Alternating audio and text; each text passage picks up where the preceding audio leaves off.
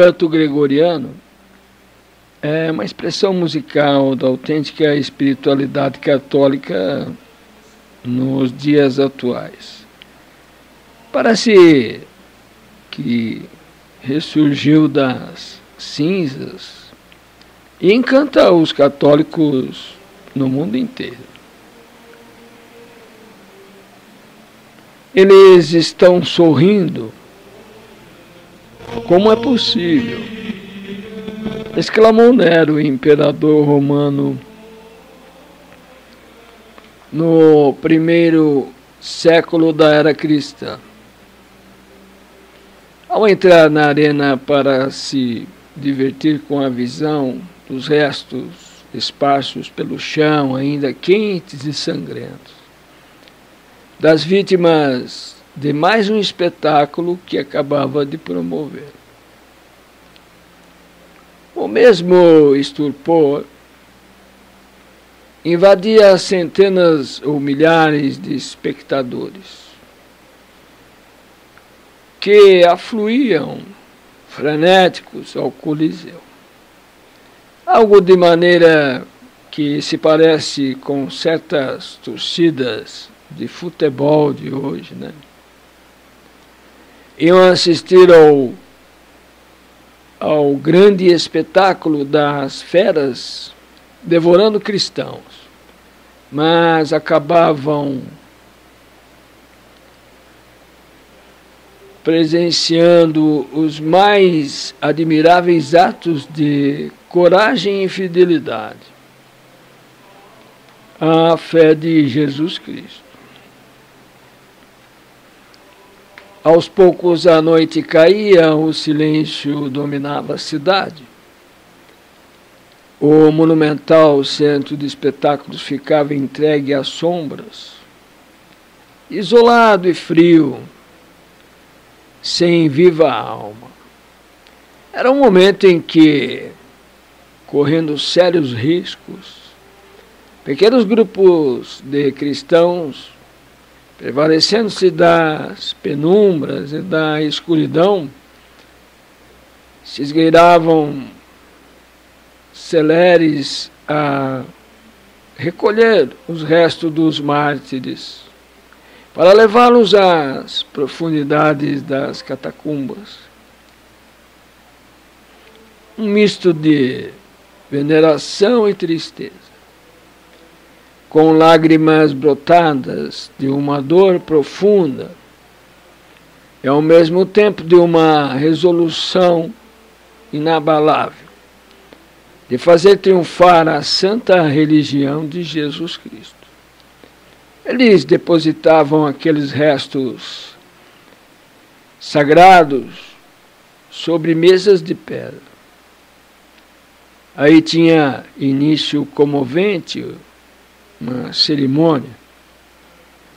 O bispo, sagrado por um dos apóstolos, celebrava a Santa Missa, enquanto eram entoados cânticos próprios para aquela circunstância.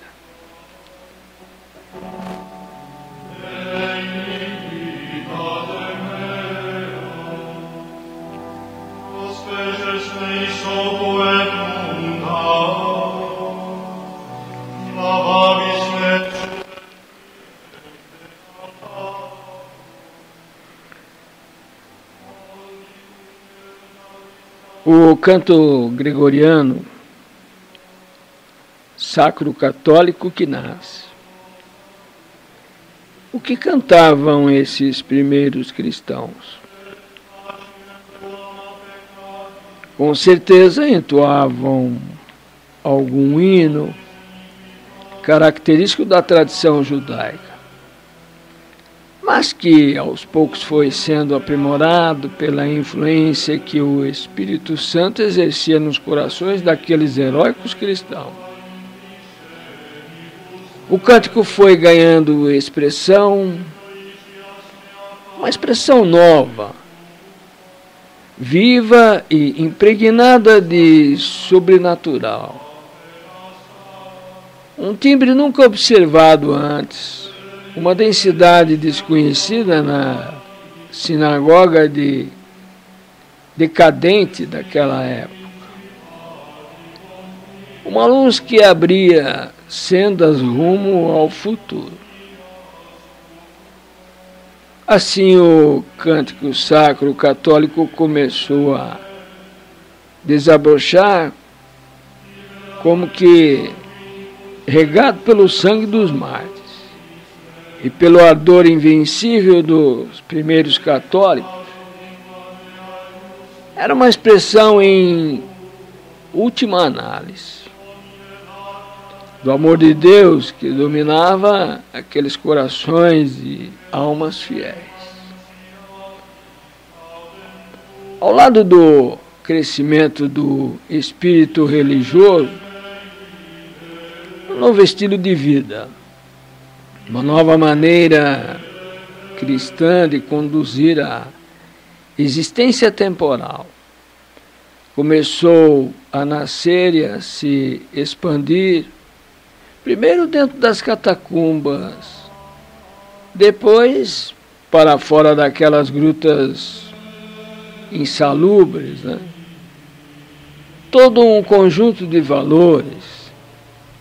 A maneira de uma árvore cheia de flores começou a abrir suas pétalas e a perfumar o ambiente pagão da época.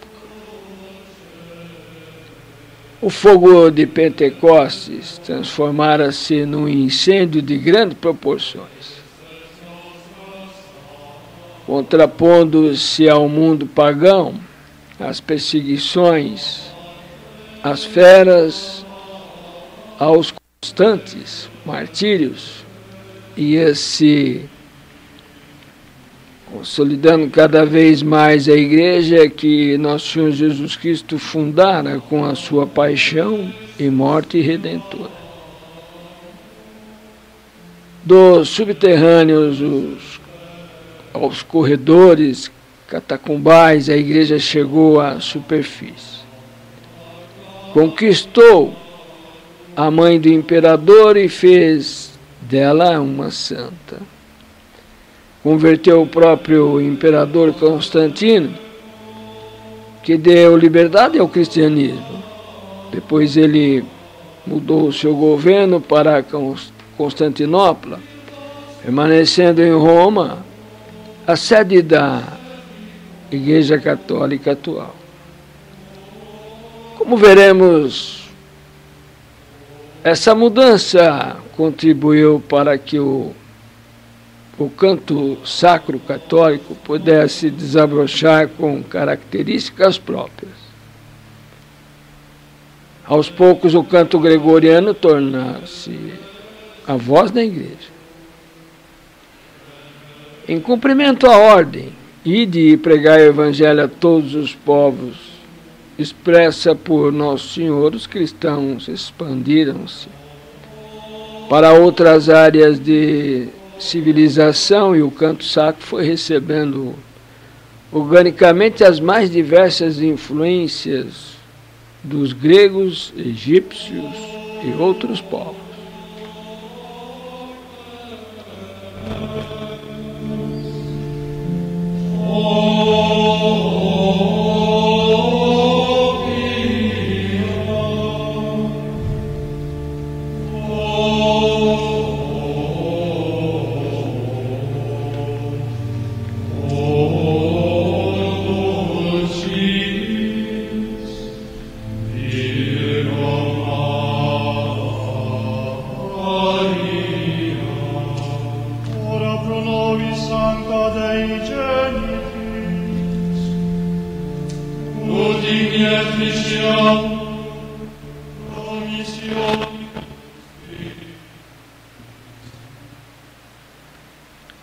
Dando origem a um conjunto variado, mas sem ainda uma expressão de unidade.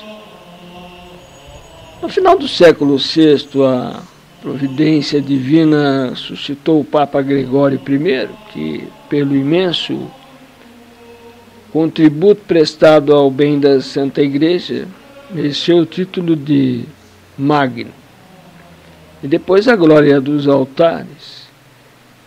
De nobre família romana, admirável cultor da música, conseguiu, a partir do estudo e ordenação das peças litúrgicas, praticada nos vários quadrantes onde se expandira a igreja, disciplinar tanto a liturgia quanto a música sacra.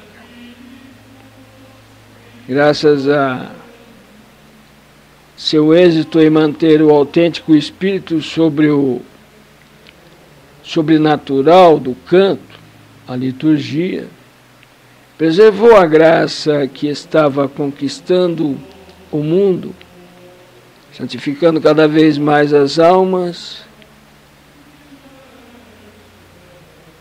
E é muito oportuno lembrar aqui a definição de liturgia. São Gregório Magno conseguiu não só aprimorar, como também dar unidade à definição ao canto sacro, fato que acabou ligando até hoje seu nome a esse estilo de canto gregoriano. A partir de São Gregório Magno, a mais autêntica expressão sonora dos espíritos da Igreja definiu-se ganhando novo impulso de expansão e elevação. O canto gregoriano tornou-se, por assim dizer, a voz da Igreja. O aprimoramento do canto com o ideal monástico, especialmente favorecido pelo isolamento e recolhimento contemplativo nos conventos e mosteiros. O gregoriano foi se afirmando cada vez mais como no fundo de uma cave. Um vinho aprimora-se com o tempo. 2 séculos depois surge na história outro Magno, mas esse do campo temporal.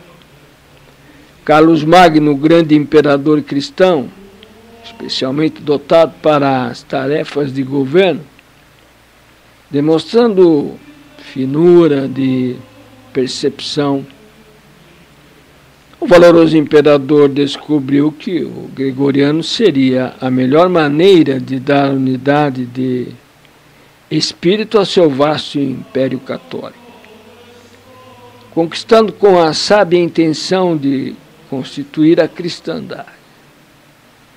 União dos países católicos fiéis a Jesus Cristo, unidos ao Papa, enviou monges a Roma para aprenderem bem as técnicas do canto sacro e depois definiu por todo o vasto império o modo correto de cantar, convencido que atrair as graças de Deus impregnaria toda a cristandade de bênção, dando-lhes mais unidade.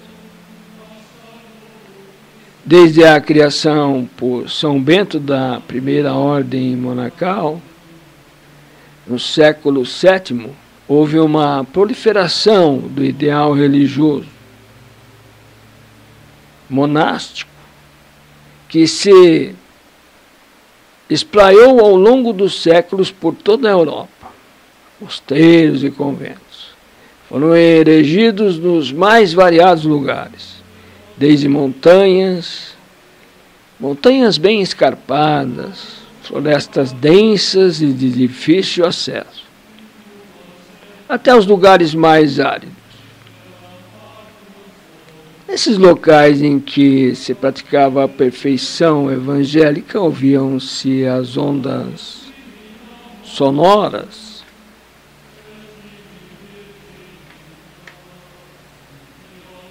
dos sinos, e especialmente o gregoriano, cantado com alma e com método, para o cumprimento dos preceitos da liturgia e das regras monásticas.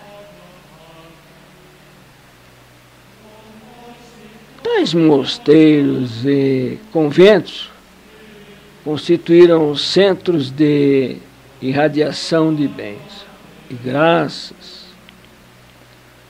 que foram impregnando até a paisagem, aprimorando a beleza da flora e da fauna, afastando os animais daninhos, sob a influência dos sons no desenvolvimento de vegetais.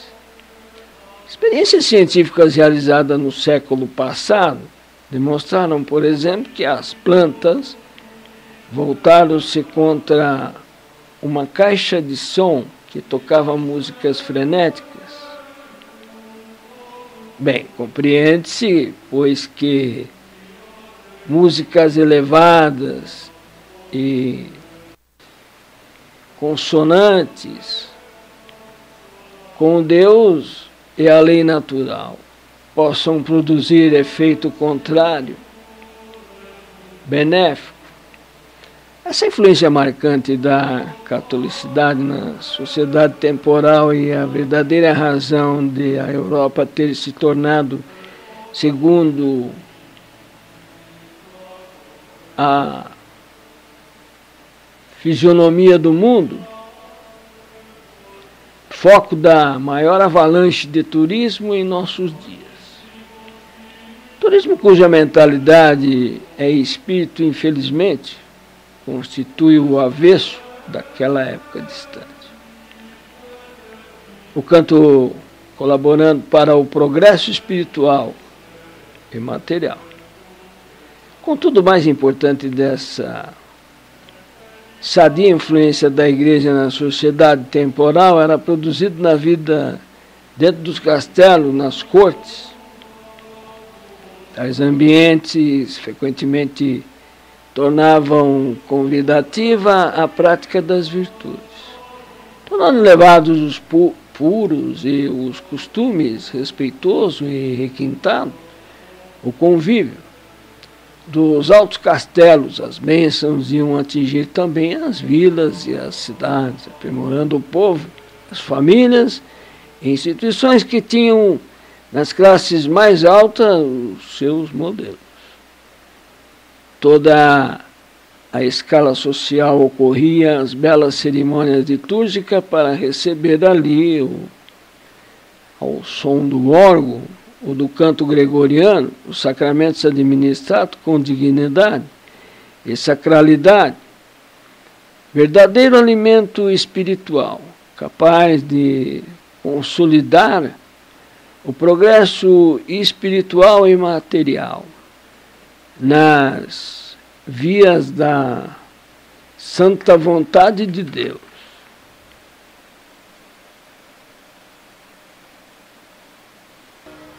Sob esse mesmo influxo, uma quantidade imensa de catedrais, igrejas, castelos, edificações de todo gênero foi marcada por uma inspirada beleza que até hoje encanta turistas e enche de pasmo os estudiosos e cientistas.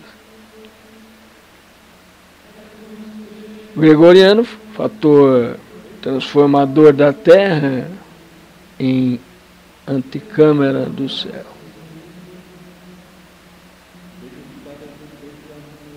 Diz Catarine, em seu livro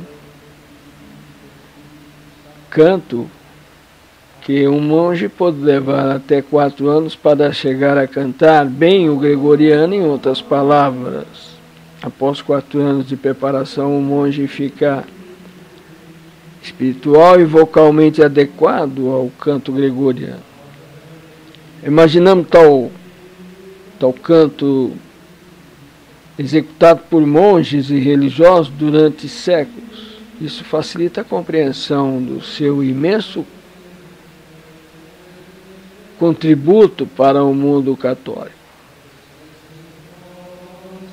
Após a conversão dos bárbaros que invadiram a Europa, de modo geral, a sociedade foi se tornando mais santa, a natureza mais bela, tudo recebia um impulso para o alto. Graças a tais fatores, O que se viveu naquela época foi o grau possível de felicidade nesta terra. O gregoriano foi um elemento importante para a formação da cristandade. Mas, infelizmente, a civilização cristã não chegou até onde poderia ter chegado. A ascensão estendeu-se até o século XIII, no reinado de São Luís. São Luís IX, o rei de França, e de São Fernando de Castela. Os sintomas de decadência se fizeram sentir já no século XIV e foram se estendendo como o movimento renascentista. Em consequência, eclodiu profunda revolução na história, a qual atingiria também o canto sacro. O polifônico menos espiritual que o gregoriano, nascido da intenção de aumentar o brilho humano de todo, o canto polifônico com vozes mistas, com toda a sua complexidade, foi desbancando o canto gregoriano, austero e singelo. Não negamos a real beleza e unção de certas peças polifônicas. Contudo, não se pode negar que, de modo geral, o canto polifônico não conseguiu realizar mais aquela densidade de espírito católico e de elevação tão marcantes no gregoriano. Sempre que falamos no gregoriano, o que geralmente nos vem à mente é um religioso, um coro religioso cantando numa igreja, capela ou claustro, sem público, mas os religiosos, devido a seu estado de perfeição, são normalmente os mais identificados com o canto sacro, de onde notamos que existe algo no gregoriano que o torna consoante com a castidade e a virgindade, com a obediência e a pobreza, virtudes que alimentam nas almas a pureza de costumes, a humildade no comportamento e o desapego dos bens materiais. Só esse imponderável pareceria suficiente para explicar que, em razão da decadência espiritual da sociedade do fim da Idade Média, surgiu uma tendência para substituir o canto gregoriano por algo mais humano e menos espiritual. Foi o que aconteceu. O dito progressismo católico, em oposição ao canto gregoriano, contudo, o golpe mais violento, desfechado contra o canto sacro, ainda está por vir no século XX e XXI. O progressismo católico dos anos 60 e 70 aboliria em quase todas as igrejas e um número incontável de conventos e mosteiros o canto mais expressivo da espiritualidade católica, as músicas progressistas, antissacrais e sentimentais, sem a substância espiritual autêntica e profunda do gregoriano, iriam contribuir para modificar completamente o ambiente religioso. Os antigos monges e religiosos contemplativos e austeros cederam lugar aos padres cantores secularizados e esportivos. O aspecto cênico triunfou sobre o sobrenatural, o amor devido a Deus voltou-se para os homens. A perfeição evangélica foi preterida pela ação social. Desapareceu a sensação da presença espiritual e angélica no canto sacro e nas cerimônias.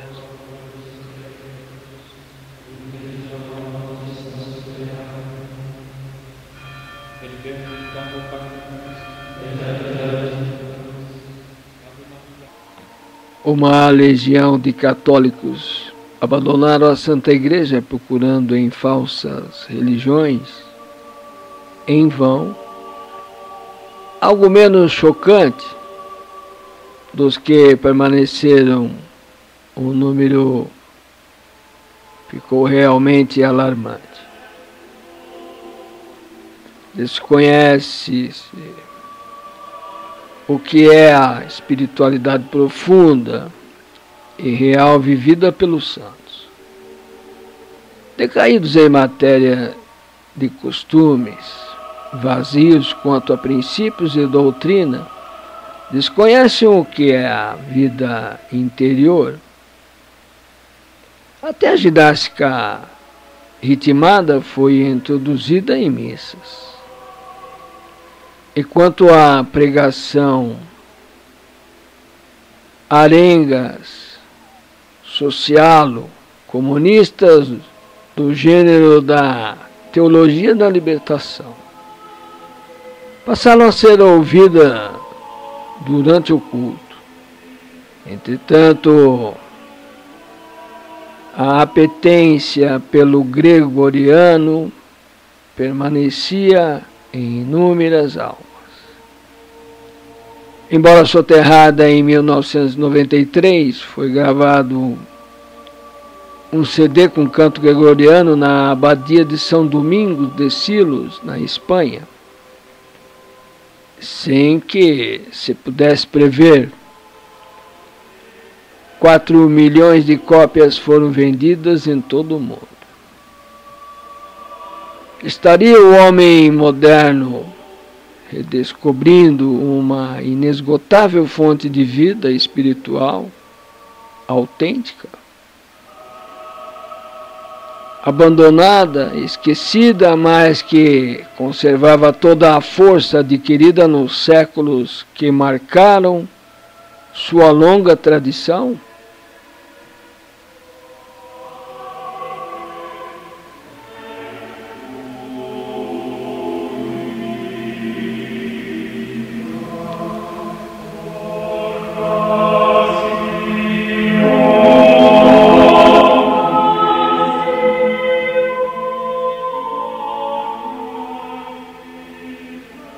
A verdade é que o gregoriano ressurgiu no horizonte católico como algo extraordinário. No século mais decadente da história do Novo Testamento, ressurge cheio de brilho o canto dos monges, o canto da igreja, e começa a retomar a sua influência restauradora nas almas. Como mancha de azeite, os coros gregorianos começam a surgir, trazendo nova promessa. Serão os passos de Nossa Senhora de Fátima que se fazem ouvir na história?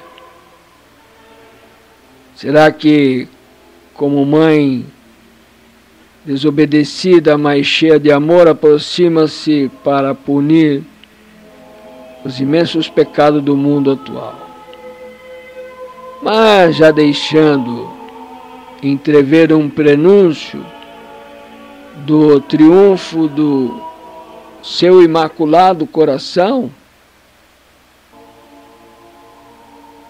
Bem, é o que esperamos ardentemente. É o que nos moveu a narrar este artigo.